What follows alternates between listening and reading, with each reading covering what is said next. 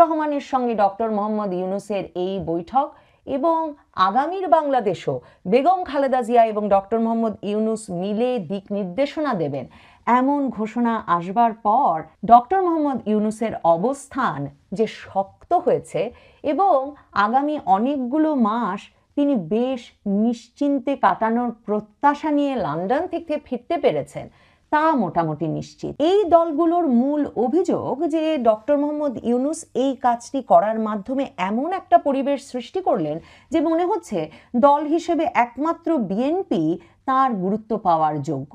দেখুন, 5ই আগস্টের পর থেকে বিএনপির হয়েছিল সেই বিপদ যে বিপদে বিএনপির এবং অন্য অনেক অনেক রাজনৈতিক দলকে একই রকম গুরুত্বের সঙ্গে বিবেচনা করছিলেন ডক্টর মোহাম্মদ ইউনূসের সরকার। তারাই যে বাংলাদেশের রাজনীতিতে এখন বৃহত্তম দল, তাদের মতামত বা তাদের কোনো সিদ্ধান্ত কিংবা তাদের পরামর্শকে যে কোনো বিশেষ গুরুত্ব দেওয়ার কথা বা দেওয়া উচিত বলে বিএনপি নেতারা মনে করেন, সেটা ডক্টর মোহাম্মদ ইউনূসের অন্তর্বর্তীকালীন সরকারের ব্যবহারে কখনো মনে হয়নি। বরং সেনাপ্রধান 5ই আগস্ট জামায়াতে ইসলামীর আমির, হেফাজতে ইসলামের মামুনুল হক এবং পরবর্তীতে ছাত্র নেতাদেরকেও ডেকে আনার পর অন্তর্বর্তীকালীন সরকার গঠনে আসলে অন্তর্বর্তীকালীন সরকারটিও গঠনে বিএনপির চেয়ে ওই পক্ষটি অনেক বেশি ভূমিকা রাখতে সক্ষম হয়, বিশেষভাবে এই কারণে যে তারা জুলাই আগস্ট আন্দোলনে অত্যন্ত সক্রিয় ছিল সামনের কাতারে। ডক্টর মোহাম্মদ ইউনূসের সরকারের ওপর তাই এনসিপি এবং জামায়াতে ইসলামী সহ এই ইসলামপন্থী দলগুলোর প্রভাব প্রতিপত্তির প্রমাণ একের পর এক এর পরের মাসগুলোতে প্রকাশিত হতে থাকে। বিশেষভাবে মে মাসের শুরুতে আওয়ামী লীগের বিরুদ্ধে নিষেধাজ্ঞার যে আন্দোলন, সে আন্দোলনটি আবারও প্রমাণ করে যে ডক্টর মোহাম্মদ ইউনূস আসলে জামায়াতে ইসলামী, জাতীয় নাগরিক পার্টির মতো দলগুলোর রাজপথের শক্তিকে কিংবা তাদের দাবি দাওয়াকে কিছুতেই অগ্রাহ্য করতে পারছেন না। কিন্তু ডক্টর মোহাম্মদ ইউনূস তার ঘনিষ্ঠ, তাকে শক্তি যোগানো এই দলগুলোকে পাশ কাটিয়ে বিএনপির নেতার সঙ্গে কি বৈঠক করতে চলে গেলেন লন্ডনে, সেখানেই সন্দেহ হচ্ছে এনসিপি এবং জামায়াতে ইসলামীর। তারা সরাসরি সন্দেহ করছে, তাদের ভেতরে এই সন্দেহ গাঢ় হচ্ছে যে ডক্টর মোহাম্মদ ইউনূস আসলে তার সরকারে, তার অন্তর্বর্তী সরকারের ভেতরে থাকা অত্যন্ত ঘনিষ্ঠদের নিয়ে এই বৈঠকে গিয়েছিলেন এই আলাপটি করতে যে কি করে তার সরকার বিএনপির হাতে ক্ষমতা দিয়ে একটা সেফ এক্সিট পেতে পারে। মানে 1-11 ফর্মুলায় একটা এক্সিট প্ল্যান খুঁজতে ডক্টর মোহাম্মদ ইউনূস গিয়েছিলেন তারেক রহমানের সঙ্গে আলোচনায়। এটাই এখন সন্দেহ জামায়াতে ইসলামী এবং জাতীয় নাগরিক পার্টি এনসিপির। কারণ জামায়াতে ইসলামীর তরফ থেকে বলা হচ্ছে এই বৈঠকের মাধ্যমে তো মনেই হচ্ছে ডক্টর মোহাম্মদ ইউনূস আলোচনা করতে গিয়েছিলেন বিএনপির সঙ্গে বিশেষভাবে এটা ভেবেই যে তার সরকার আসলে বিএনপির হাতেই ক্ষমতা বুঝিয়ে দেবে। ডক্টর মোহাম্মদ ইউনূস এবং তারেক রহমানের মধ্যকার বৈঠকটি শেষে দুপক্ষই যৌথ বিবৃতিতে বলেছে যে তারা সন্তুষ্ট।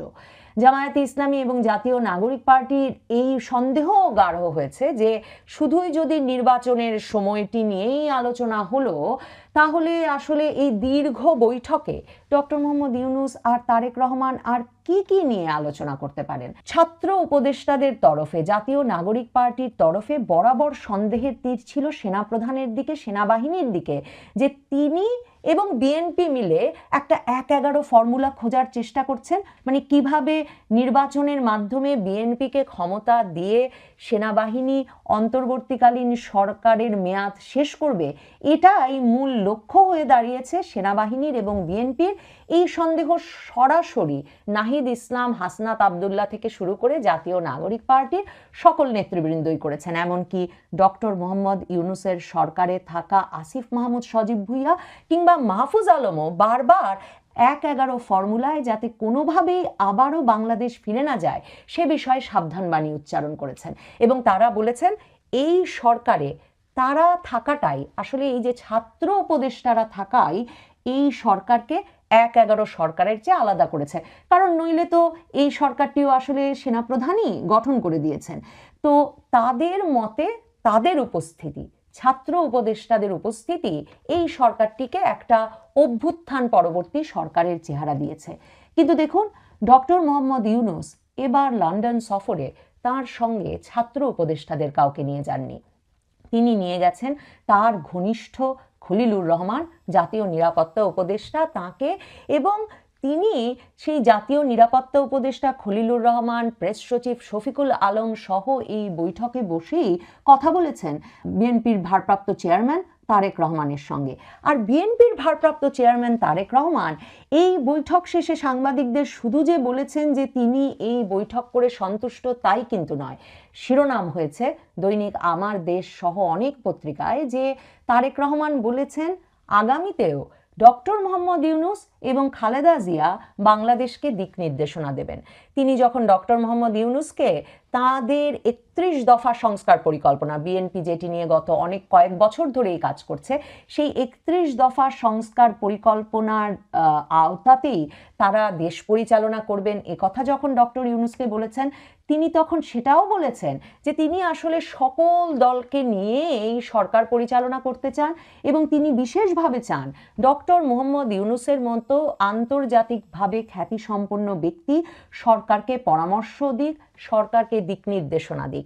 এবং সাংবাদিকদের বেরিয়ে এসে তিনি যখন বলছেন খালেদা জিয়া আর ডক্টর ইউনূস মিলে জাতিকে আগামীতে দিক নির্দেশনা দেবেন, তখন খুব স্বাভাবিকভাবেই জামায়াতে ইসলামী, জাতীয় নাগরিক পার্টির ভেতরে সন্দেহ ঘনীভূত হয়েছে, তারা আরও নার্ভাস বোধ করেছে। তবে ডক্টর মোহাম্মদ ইউনূসের জন্য পরিস্থিতিটা উইন উইন।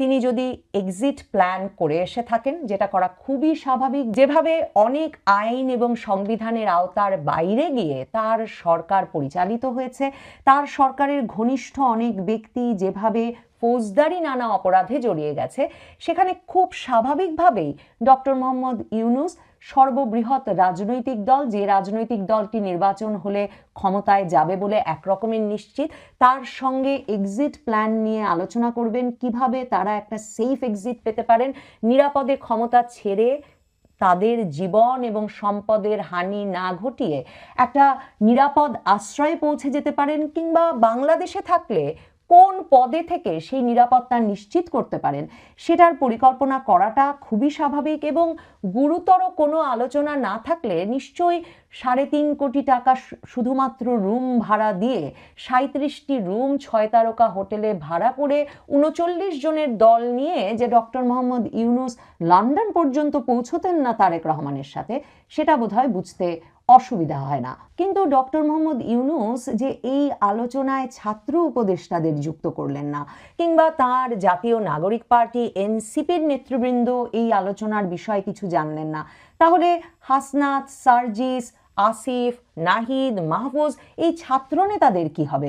বিশেষভাবে হাসনাত আবদুল্লাহ, সার্জিস আলম এদের মতো নেতারা যারা সারা বাংলাদেশ জুড়ে বিভিন্ন ফৌজদারি অপরাধে ভীষণভাবে জড়িয়ে পড়েছেন গত কয়েক মাস ধরে, তাদের কি হবে? সরকার পরিবর্তনের পরে তাদের সুরক্ষার ডক্টর মোহাম্মদ ইউনূস কি ব্যবস্থা করে এলেন? এটাকে তাই খুব স্বাভাবিকভাবে, সহজভাবে দেখবার সুযোগ নেই জামায়াতে ইসলামীর কিংবা জাতীয় নাগরিক পার্টি এনসিপির নেতাদের। সে কারণেই তারা নার্ভাস, তারা নাখোশ,